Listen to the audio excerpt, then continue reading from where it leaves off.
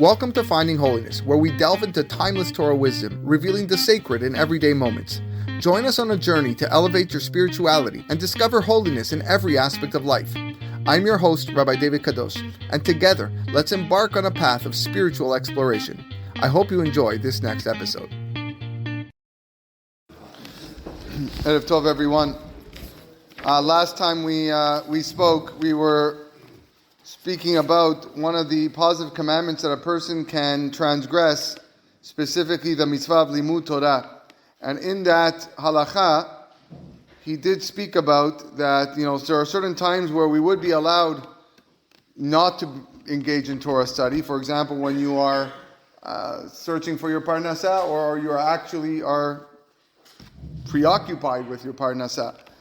So the end of that halacha, the Chafetz Chaim goes on a little tangent to talk about that, and he's going to speak about today that even though a person is working for his livelihood, doesn't necessarily give him the free for all to just ignore and consider everything considered earning a livelihood. There's limits to that. So let's see what he has to say for this. Even though a person is allowed to take time from Torah study to earn a living, a person has to take great care. Shelo yotzi al zeh zman leyoter mikedi hahechreach ha'amiti. Not to take off more time that is truly necessary. V'shelo le'aniach le'ayetzer et darko bazeh, and not to have the Yetzer Hara take control in this area. Ki hu yomar shehakol hu echreach. The Yetzer Hara is going to convince you that everything is necessary. Uvchon achi ure, and you just think deeply, my brother. How the Yetzer Hara blinds our eyes in this matter. Ki alo lefi teva ha'adam, what is the nature of a person? That when his friend, who is just like him, presents him b'matanat chinam with a free gift, or imhu bal melacha, or let's say he's a craftsman, and someone hires him to do a job, the more that his friend gives him, the more humbled he feels. And the harder he will work to make sure that he does the job best for him. So that's how we behave when someone hires us, or when my friend gives me a large gift, so I feel like I got to do the best job for him. But when it comes to Melech Malchei HaMelachim, the king of the world, Asher Gamba Anu Nechshavim Ki Schirei Yom, we are also considered workers. We're considered daily workers for Hashem. Kemamaram Chazal, like it says in Gemara Masechet Eruvin, Anan Agira Yomei Anan, we are day workers. HaYetzer Hara mateh darkenu la'asota meipuch leipuch. The Yetzer Hara twists our ways and convinces us to do the opposite. Ki kol ma she'akadosh baruch hu yosif lo betova. The more Hashem gives us, the more He showers us with goodness. V'yarviach lo ba'asakav, and provides us with greater success financially. Yoter yasitenu ha'yetzer lemor. The more the Yetzer Hara will urge him. Ki ata lefi osrecha shenatan lecha hakadosh baruch hu. Now, in relation to your wealth that Hashem has given you, ata muchrach ladur bedira na'a yoter. You have to live in a much nicer house. Because look, now you're making $500,000 a year, so you can't just live in a 3,000 square foot home. You have to live in a 4,000 square foot home. And you have to go in elegant clothing. It's not enough that you wear Adidas. Now you have to wear, high-end Nikes. Okay? And you have to act like upper-class people. You can't just have Dalton wine. You need to have Me'ara wine. She'im lo ken, because if not, titbazel lenecha verecha, your friends, they're going to look down on you. You say, this guy, he drinks Dalton wine. I don't want to associate myself with that guy. ולכן, אתה מוכרח אתה לבטל בפעם הזאת הקביעות איתים לתורה שלך. So now you have no choice, because you have so much pressure to wear better shoes, and to have a bigger home, and to drink bigger wine, you have to now leave out more time to study. I can't study now because I got to make more money. I have to go do more business to earn more money. And later, Now Hashem's going to give even more. Now you're not only making $500,000 a year, you're making $1 million a year. Okay. Yesitenu ha'yetzer, again the Yetzer Hara is going to persuade him sheitol asakim rabim tachat yado, to take control of many other businesses. It's not just that you have 1 or 2 businesses that are successful. I'm going to start buying out other people's businesses. Ukshelo yeh bicholto be'atzmo lefarnes bekol asakim hahem. And when it's no longer feasible for him physically to maintain all of these operations himself, Yar'enu ha'yetzer ha'echrech acher v'yomar, the Yetzer Hara is going to show him another way out. Sha'ata lefi ribuy hasakim shenatan lecha HaKadosh Baruch Hu. Now that Hashem gave you so many businesses, ata murchach litol anashim rabim tachat mismartecha. You got to hire managers to work for you, large staff.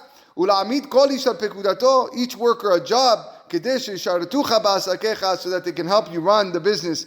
Ve'yu lecha levad kol ha'asakim. And you manage now the entire operation. Umidei yom ve'yom yitrabu asakav yoter ve'yoter. As days go by, your business dealings actually increase. Ve'tirdotav yoter ve'yoter, and you become busier and busier.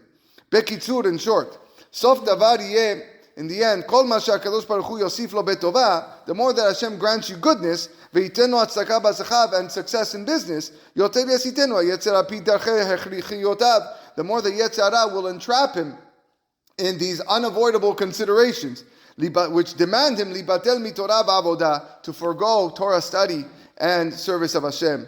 Until eventually the Yetzer Hara will not leave him enough time. Afilu litfilah betzibur. I don't even have time to pray shachrit in the morning with a tzibur. And the Yetzer Hara is going to show him and demonstrate to him, you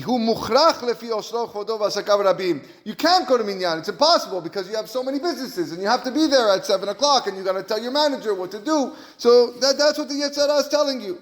And this Yetzer Hara is going to present itself as a true friend. He only wants the best for you. So that you don't become the laughing stock and a disgrace before your friends. If he does not keep climbing up the social ladder. And with regards to your share in Olam Haba, unfortunately, the Yetzer Hara is going to train you to adopt the attitude of content. Telling you what? To be satisfied with the poorest of the poor in the next world. To the point that he won't even have a place to shield himself from the klipot of Geinam. That's because you don't have anything built, because you've been spending most of your time doing business. Kemamaram, as the Chachamim say, the Pasuk, Chochmat Nashim Banta Beta. What does it mean, Banta Beta? Wisdom has built her house. Zu Torah. This is in reference to Torah. Shekol mi shekana lo divrei Torah, kana lo bait la'olam haba. Anyone who has acquired Torah knowledge, he's going to acquire a nice home in Olam Haba. Ki seviv haGan Eden hu hageinom. For the area surrounding Gan Eden, believe it or not, the outside of your yard fence in Gan Eden is Geinam. Umemela chas v'chalila keshelo yeh lo bait began Eden.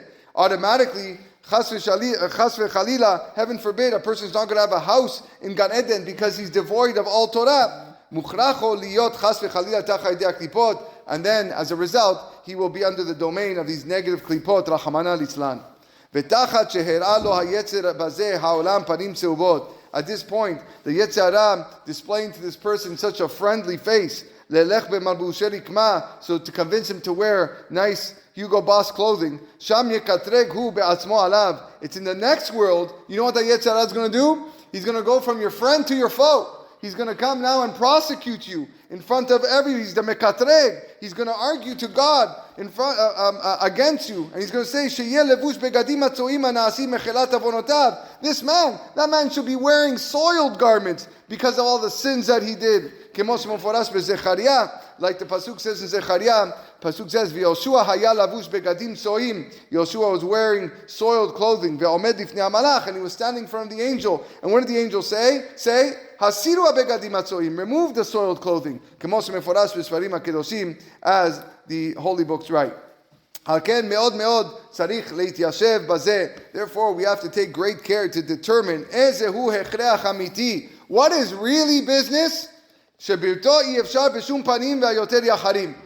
I have to do because it's impossible to, I guess, it's inescapable. I have to, this is what I need to survive. and everything else I have to disregard because it is just extra.